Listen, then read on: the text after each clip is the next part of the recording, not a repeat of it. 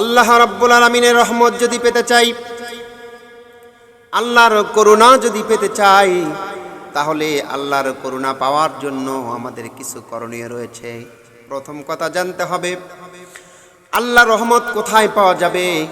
এই প্রশ্ন যদি আমরা কোরআনুল কারীমের মধ্যে করি, কোরআনুল কারীম সুন্দর করে জবাব দিয়ে দিবে। আল্লাহ পাক বলছেন, ইন্না রাহমাতাল্লাহি করিবুম মিনাল মুহসিনিন।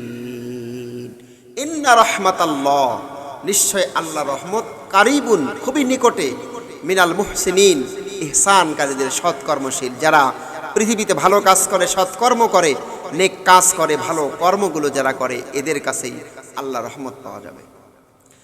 এজন্যই আয়াতটি আমাদেরকে প্রমাণ করে আল্লাহ রহমত যদি আমরা পেতে চাই, আমাদেরকে ভালো মানুষের সঙ্গে সঙ্গ দিতে হবে, নেক কর্মগুলো করতে হবে। ভালো কাজ, নেক কর্ম, সৎ মানুষের সঙ্গ যদি দিতে পারি, আল্লাহ রাব্বুল আলামিন রহমত আমাদের জন্য অপরিহার্য হয়ে যাবে। এই রহমতটি এমন একটা জিনিস, এই রহমত পেতে হলে আল্লাহর দয়া ছাড়া সম্ভব নয়। কারণ সুফিগিরি করে আল্লাহ রহমত পাওয়া যায় না। আল্লাহ পাক রব্বুল আলামিন সূরা আরাফের 23 নম্বর আয়াতের মধ্যে বললেন, রব্বানা যালামনা আনফুসানা ওয়া ইল্লাম তাগফির লানা ওয়া তারহামনা লানাকুনান্না মিনাল খাসিরিন। কি চমৎকার কথা! অর্থাৎ সুফিগিরি করলে আমরা আল্লাহর রহমত পাবো না। আল্লাহর রহমত পেতে হলে আল্লাহর দয়ার প্রয়োজন। আল্লাহ পাক এখানে বলছেন, আমরা যেই দোয়াটি আর হামেশা প্রতিটি নামাজের শেষে দোয়ার মধ্যে আমরা পড়তে থাকি, রব্বানা, হে আমাদের রব, যালামনা আনফুসানা, আমরা আমাদের নফসের উপর, আমাদের নিজেদের উপর জুলুম করেছি, ওয়া ইল্লাম তাগফির লানা, আপনি যদি ক্ষমা না করেন, আপনি যদি আমাদের প্রতি দয়া না করেন, লানা ওয়া তারহামনা, আমাদের উপর যদি আপনি রহমত নাজিল না করেন, দয়া আর রহমত, করুণা যদি আপনি আমাদের উপর নাজিল না করেন, লানাকুনান্না মিনাল খাসিরিন, আমরা ক্ষতিগ্রস্তের অন্তর্ভুক্ত হয়ে যাব। দেখেন, এই আয়াতটি স্পষ্ট আমাদেরকে বলছে, আল্লাহ দয়া এবং রহমত যদি আমাদের উপর বর্ষণ না করেন, আমরা রহমত, দয়া, করুণা পাবো না। সুতরাং দয়া এবং রহমত পাওয়ার জন্য আল্লাহর কাছে চাইতে হবে।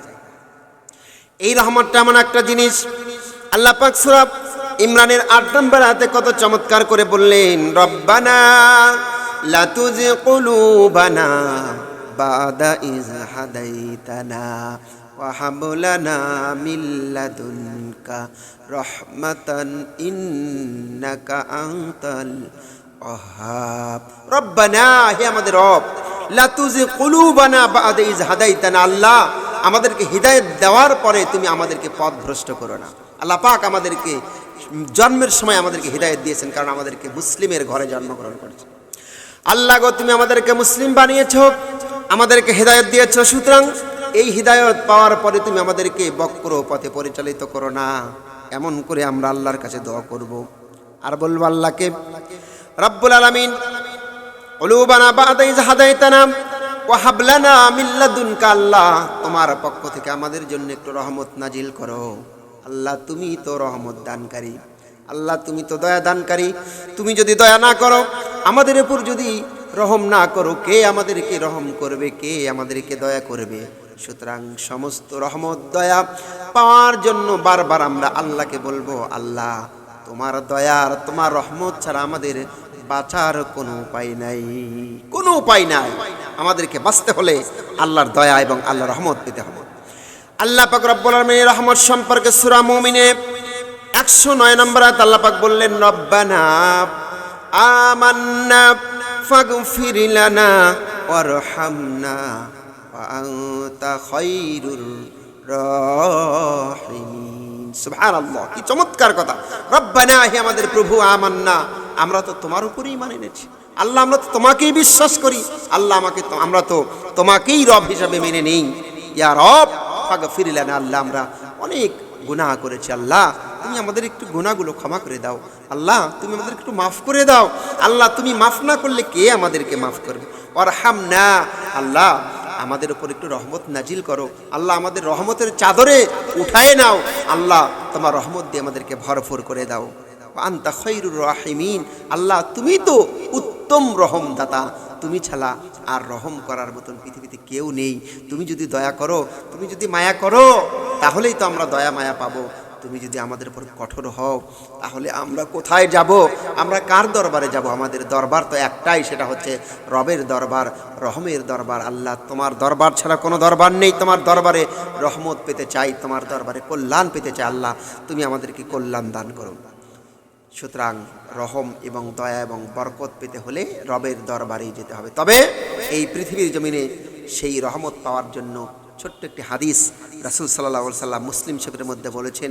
এই হাদিসটা বর্ণিত হয়েছে হযরত আবু হুরায়রা থেকে। তিনি বলেন, ক্বালা রাসূলুল্লাহি সাল্লাল্লাহু আলাইহি সাল্লাম, আল্লাহর নবী বলেন, লা ইয়াকুদু কাউমুন ইয়াজকুরুনাল্লাহ ইল্লা হাফাতহুমুল মালায়েকা।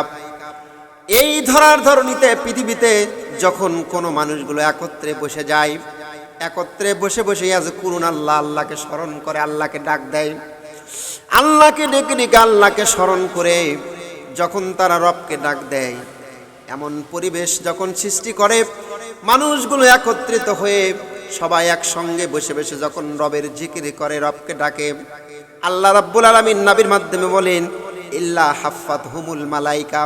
মানুষগুলো একত্রে বসে বসে যখন আল্লাহকে স্মরণ করে, ওই জায়গাটা, ওই মাজলিসটার চতুর্দিকে আল্লাহ রহমতের ফেরেশতা দিয়ে ঢেকে নেয়। সুবহানাল্লাহ। শুধু চতুর্দিকে ঢেকে নেয়, নাওয়া গাশিয়াতহুমুর রাহমা, আল্লাহর ফেরেশতারা চতুর্দিকে ঢেকে নেওয়ার পরে আল্লাহ পাক রব্বুল আলামিন ওই ফেরেশতাদের মাধ্যমে ওই মাজলিসের মাঝখানে রহমত নাজিল করেন। ওই পুরো মাজলিসটাকে আল্লাহর রহমত দিয়ে বেষ্টন করে নেয়। সুবহানাল্লাহ। আল্লাহ পাক রব্বুল আলামিন বিশ্বনবীর মাধ্যমে বলেন, ওয়া নাজালাত আলাইহিমুস সাকিনা। শুধু তাই নয়, শান্তির ধারা ওই মাজলিসের উপর বর্ষণ হতে থাকে। ফেরেশতারা ঘেরাও করে নেয়, রহমতটা ঘেরাও করে নেয়, সাকিনাগুলো, শান্তিগুলো আল্লাহর পক্ষ থেকে ওই মাজলিসের উপর বর্ষণ হতে থাকে। 3 নাম্বার, ওয়া যাকারাহুমুল্লাহু ফিমান ইনদাহু। যেই মানুষগুলো একত্র হয়ে রবের প্রশংসা করে, রবের জিকির করে, রবকে স্মরণ করে, আমার রব ওই মাজলিসের সব মানুষদের কথাগুলো তার সম্মানিত ফেরেশতাদের সঙ্গে করে নিয়ে তারা আলোচনা করতে থাকে। সুবহানাল্লাহ। সুতরাং আসুন, আমরা যদি আল্লাহর রহমত পেতে চাই, এরকম মাজলিসে বসবো, আল্লাহর জিকির